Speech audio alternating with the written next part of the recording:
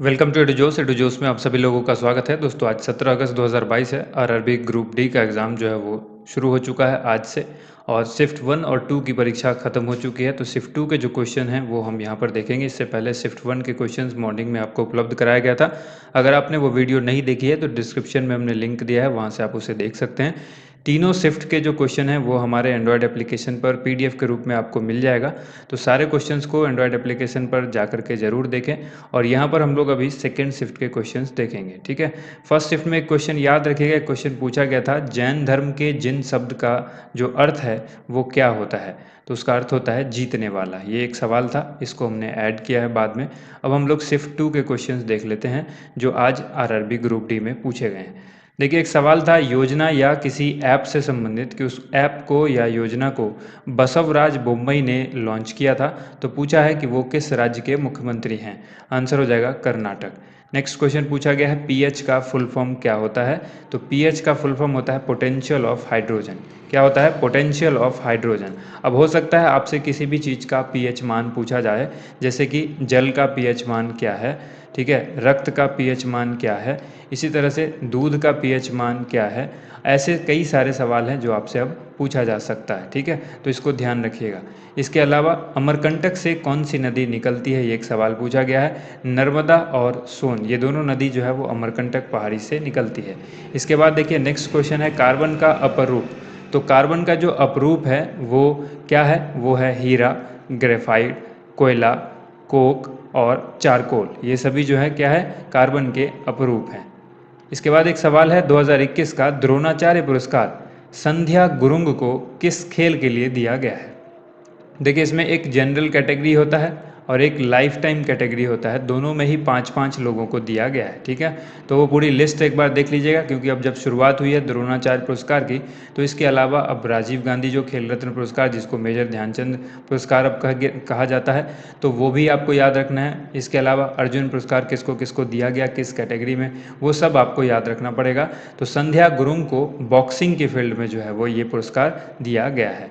अब द्रोणाचार्य पुरस्कार जो है किसके लिए दिया जाता है? कोच के लिए दिया जाता है, ठीक है। जो कोच होते हैं उनको दिया जाता है। प्रशिक्षण के जो कोच होते हैं, खेल के प्रशिक्षण देते हैं ये कोच, इनको मिलता है। सबसे बड़ा नदी द्वीप पूछा गया है, माजुली द्वीप है और ये ब्रह्मपुत्र नदी पर होता है, ठीक है, बना हुआ है। तो ये ध्यान रखिएगा। इसके बाद अगला सवाल देखिए, मानव विकास सूचकांक 2021 में भारत का स्थान पूछा गया है। तो ये 131वां स्थान है। और अगर आपसे सवाल पूछे कि पहले स्थान पर कौन है, क्योंकि आने वाले शिफ्ट में ये सवाल पूछा जा सकता है। इंडेक्स जब भी आप पढ़ें तो उसमें जो टॉप कंट्री है उसका नाम जरूर याद रखें।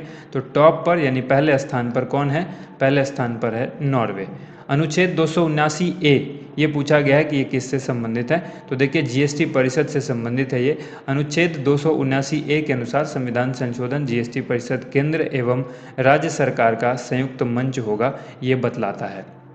इसके बाद देखिए एक सवाल है, स्टैचू ऑफ यूनिटी की ऊंचाई। स्टैचू ऑफ यूनिटी की ऊंचाई जो है वो मीटर में 182 मीटर है, इसको भी याद रखिएगा।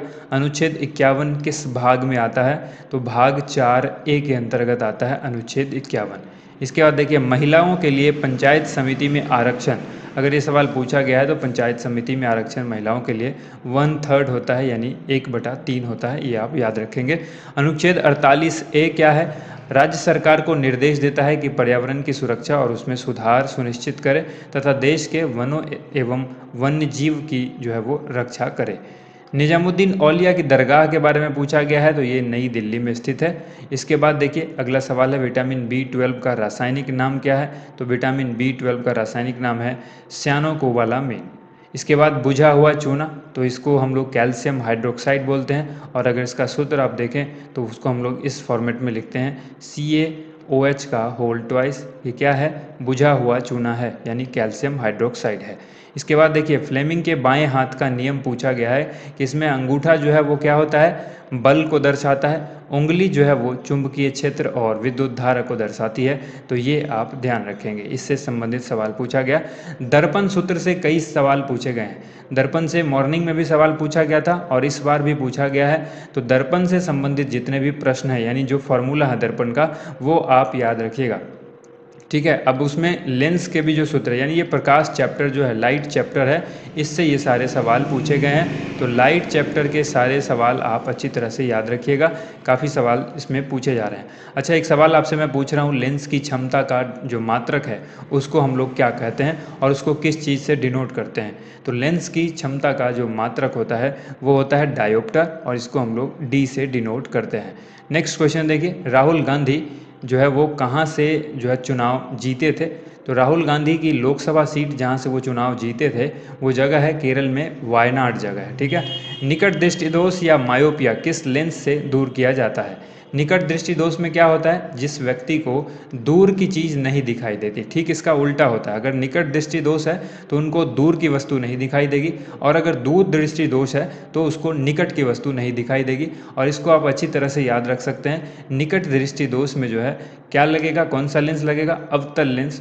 और दूर दृष्टि दोष में जो है वो उत्तल लेंस लगेगा। ठीक है, दूर दृष्टि दोष में उत्तल लेंस लगेगा। इसके बाद जो सवाल है देखिए, वित्त आयोग किस अनुच्छेद में आता है? तो वित्त आयोग आता है अनुच्छेद 280(1) में। नेक्स्ट क्वेश्चन देखिए, अगला सवाल यहाँ पर है, मौसिन राम किस पहाड़ी से संबंधित है? तो ये खासी की पहाड़ी, जो खासी पहाड़ी है मेघालय में, वहाँ से ये संबंधित है। इसके बाद देखिए, लोहे में जंग लगना किस अभिक्रिया का उदाहरण है? तो ये सवाल पूछा गया था, लोहे में जंग लगना किस अभिक्रिया का उदाहरण है? और ऑप्शन में था रेडॉक्स अभिक्रिया। तो आप सब जानते हैं रेडॉक्स अभिक्रिया का उदाहरण है लोहे में जंग लगना। अब इसमें मॉर्निंग में सवाल पूछा गया था शायद गैल्वेनाइजेशन को लेकर। देखिए, तो आप इसको याद रखिएगा, लोहे में जंग लगने से बचाने के लिए हम लोग उस पर जो है एक लेप चढ़ाते हैं, और उसको हम लोग परत बोलते हैं। वो लेप जो है वो किसकी होती है? जस्ते की परत या जस्ते की लेप चढ़ाई जाती है। ठीक है, जिंक की जो है वो लेप चढ़ाई जाती है ताकि उसको हम जंग से बचा सकें लोहे को। नेक्स्ट क्वेश्चन है, क्लोरीन का इलेक्ट्रॉनिक विन्यास पूछा गया है। क्लोरीन का इलेक्ट्रॉनिक विन्यास क्या होता है? 287। क्लोरीन के बारे में आपको मालूम होना चाहिए, क्लोरीन का जो इलेक्ट्रॉनिक विन्यास है। अब इसके अलावा जितने हैं, जैसे कि सोडियम क्लोराइड है, या ये सोडियम है, इसका आपको याद रखना है। कैल्शियम है, उसका आपको याद रखना है। उम्मीद करते हैं आपको ये वीडियो पसंद आई होगी। इस वीडियो को ज़्यादा से ज़्यादा लाइक एंड शेयर कीजिएगा। थैंक यू सो मच, आप सभी लोगों का वीडियो देखने के लिए बहुत बहुत धन्यवाद।